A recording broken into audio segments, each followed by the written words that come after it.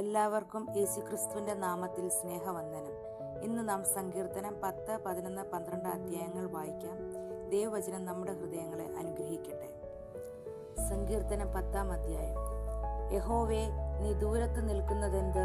കഷ്ടകാലത്ത് നീ മറഞ്ഞു കളയുന്നതുമെന്ത്? ദുഷ്ടന്റെ അഹങ്കാരത്താൽ എളിയവൻ തപിക്കുന്നു. അവർ നിരൂപിച്ച ഉപായങ്ങളിൽ അവർ തന്നെ പിടിപെടട്ടെ.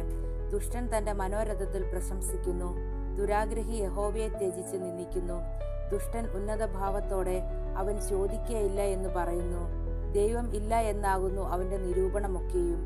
അവന്റെ വഴികൾ എല്ലായ്പ്പോഴും സഫലമാകുന്നു. നിന്റെ ന്യായവിധികൾ അവൻ കാണാതെ വണ്ണം ഉയരമുള്ളവ. തന്റെ സകല ശത്രുക്കളോടും അവൻ ചീറുന്നു.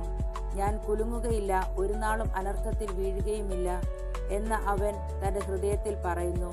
അവന്റെ വായിൽ ശാപവും വ്യാജവും സാഹസവും നിറഞ്ഞിരിക്കുന്നു.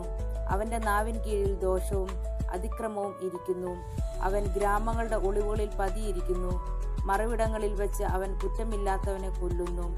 അവൻ രഹസ്യമായി അഗതിയുടെ മേൽ കണ്ണുവച്ചിരിക്കുന്നു. സിംഹം മുറ്റുകാട്ടിൽ എന്ന പോലെ അവൻ മറവിടത്തിൽ പതുങ്ങുന്നു. എളിയവനെ പിടിപ്പാൻ അവൻ പതിയിരിക്കുന്നു. എളിയവനെ തന്റെ വലയിൽ ചാടിച്ചു പിടിക്കുന്നു. അവൻ കുനിഞ്ഞ് പതുങ്ങിക്കിടക്കുന്നു. അഗതികൾ അവന്റെ ബലത്തിൽ വീണുപോകുന്നു. ദൈവം മറന്നിരിക്കുന്നു. അവൻ തന്റെ മുഖം മറച്ചിരിക്കുന്നു. അവൻ ഒരു നാളും കാണുകയില്ല എന്ന് അവൻ ഹൃദയത്തിൽ പറയുന്നു. യഹോവേ, എഴുന്നേൽക്കണമേ. ദൈവമേ, തൃക്കൈ ഉയർത്തണമേ. എളിയവരെ മറക്കരുതേ. ദുഷ്ടൻ ദൈവത്തെ നിന്ദിക്കുന്നതും നീ ചോദിക്കയില്ല എന്ന് തന്റെ ഉള്ളിൽ പറയുന്നതും എന്തിന്? നീ അത് കണ്ടിരിക്കുന്നു. തൃക്കൈ കൊണ്ട് പകരം ചെയ്യുവാൻ ദോഷത്തെയും പകയെയും നീ നോക്കിക്കണ്ടിരിക്കുന്നു.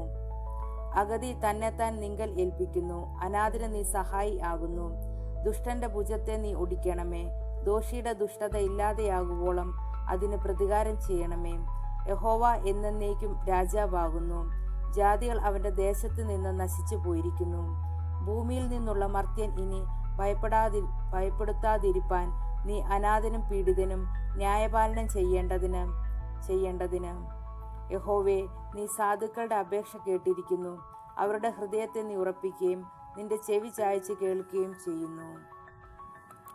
സങ്കീർത്തനം 11-ാം അധ്യായം. ഞാൻ യഹോവയെ ശരണമാക്കിയിരിക്കുന്നു. പക്ഷികളെ, നിങ്ങളുടെ പർവ്വതത്തിലേക്ക് പറന്നു പോകുവിൻ എന്ന് നിങ്ങൾ എന്നോട് പറയുന്നത് എങ്ങനെ? ഇതാ, ദുഷ്ടന്മാർ ഹൃദയപരമാർത്ഥികളെ ഇരുട്ടത്ത് എയ്യേണ്ടതിന് വില്ലുകുലച്ച അസ്ത്രം ഞാണിന്മേൽ തൊടുക്കുന്നു. അടിസ്ഥാനങ്ങൾ മറിഞ്ഞു പോയാൽ നീതിമാൻ എന്തു ചെയ്യും? യഹോവ തന്റെ വിശുദ്ധ മന്ദിരത്തിൽ ഉണ്ട്. യഹോവയുടെ സിംഹാസനം സ്വർഗത്തിൽ ആകുന്നു. അവന്റെ കണ്ണുകൾ ദർശിക്കുന്നു. അവന്റെ കൺപോളകൾ മനുഷ്യപുത്രന്മാരെ ശോധന ചെയ്യുന്നു. യഹോവ നീതിമാനെ ശോധന ചെയ്യുന്നു. ദുഷ്ടനെയും സാഹസപ്രിയനെയും അവന്റെ ഉള്ളം വെറുക്കുന്നു. ദുഷ്ടന്മാരുടെ മേൽ അവൻ കെണികളെ വർഷിപ്പിക്കും. തീയും ഗന്ധകവും ഉഷ്ണക്കാറ്റും അവരുടെ പാനപാത്രത്തിലെ ഓഹരിയായിരിക്കും. യഹോവ നീതിമാൻ, അവൻ നീതിയെ ഇഷ്ടപ്പെടുന്നു. നേരുള്ളവർ അവന്റെ മുഖം കാണും. ഇനി സങ്കീർത്തനം 12-ാം അധ്യായം. യഹോവേ, രക്ഷിക്കണമേ. ഭക്തന്മാർ ഇല്ലാതെ പോകുന്നു. വിശ്വസ്തന്മാർ മനുഷ്യപുത്രന്മാരിൽ കുറഞ്ഞിരിക്കുന്നു. ഓരോരുത്തൻ താന്താന്റെ കൂട്ടുകാരനോട് വ്യാജം സംസാരിക്കുന്നു. കപടമുള്ള അധരത്തോടും ഇരുമനസ്സോടും കൂടെ അവർ സംസാരിക്കുന്നു. കപടമുള്ള അധരങ്ങളെയൊക്കെയും വമ്പു പറയുന്ന നാവിനെയും യഹോവ ഛേദിച്ചു കളയും. ഞങ്ങളുടെ നാവുകൊണ്ട് ഞങ്ങൾ ജയിക്കും. ഞങ്ങളുടെ അധരങ്ങൾ ഞങ്ങൾക്ക് തുണ. ഞങ്ങൾക്ക് യജമാനൻ ആർ എന്നവർ പറയുന്നു.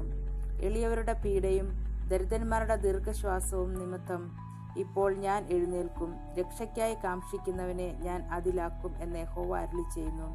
യഹോവയുടെ വചനങ്ങൾ നിർമ്മല വചനങ്ങളാകുന്നു. നിലത്ത് ഉലയിൽ ഉരുക്കി 7 പ്രാവശ്യം ശുദ്ധി ചെയ്ത വെള്ളി പോലെ തന്നെ. യഹോവേ, നീ അവരെ കാത്തുകൊള്ളും. ഈ തലമുറയിൽ നിന്ന് നീ അവരെ എന്നും സൂക്ഷിക്കും. മനുഷ്യപുത്രന്മാരുടെ ഇടയിൽ വഷളത്വം പ്രബലപ്പെടുമ്പോൾ ദുഷ്ടന്മാർ എല്ലായിടവും സഞ്ചരിക്കുന്നു. ഈ വചനം കേട്ട എല്ലാവർക്കും നന്ദി. ദൈവം നിങ്ങളെ സമൃദ്ധിയായി അനുഗ്രഹിക്കട്ടെ. ആമേൻ.